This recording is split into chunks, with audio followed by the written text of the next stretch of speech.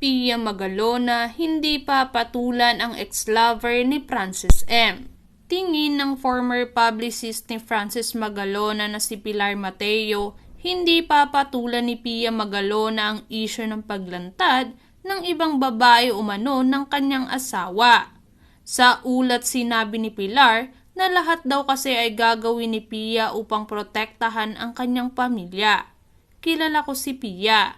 Hindi niya papansinin yung ganyang mga bagay, lalo na if it concern her family. Pia is a very feisty woman at saka talagang strong yan. Strong siya kahit anong mangyari basta proprotektahan niya ang pamilya niya no matter what, ani ni Pilar.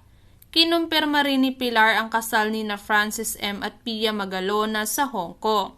Sabi pa niya, maalaga raw si Pia kay Francis M. Si Francis kasi parang bata yan, so talagang inaalagaan siya ni Pia.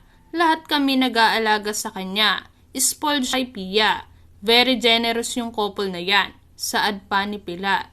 Samantala sa kabilang banda, inamin mismo ni Abigail Rait ang nagpakilalang dating karelasyon ng pumanaw na si Francis M. ang nagsabing may balak umanong pasukin ng anak niya na si Gail Francesca ang showbiz. Sa Pinoy Pawn Stars ni Bostoyo kung saan naganap ang revelasyon, sinabi ni Abigail na soon ay papasukin na rin ni Gail Francesca ang showbiz, partikular daw sa pagkanta.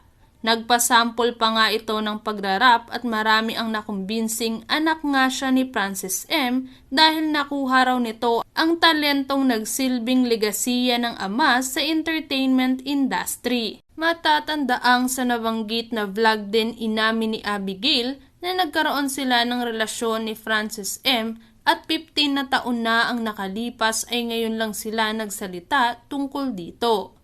Samantala, hindi pa malinaw kung sino ba ang mag-handle sa career ni Gail Francesca kung sakaling pasukin na nga nito ang pag-aartista o pagkanta. Usap-usapan din ng mga netizens ang kumakalat na campaign poster ni Abigail Rait na kanyang pagkandidato umano bilang barangay kagawad sa darating na halalan.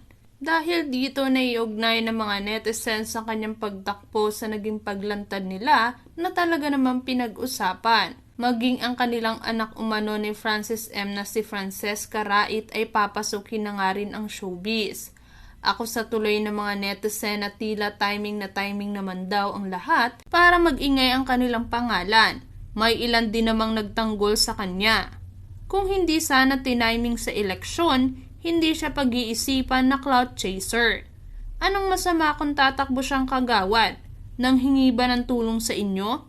Papansin, gustong pumasok sa politika at showbiz nang gamit pa ng pangalan ng patay, pati first family na tahimik na damay.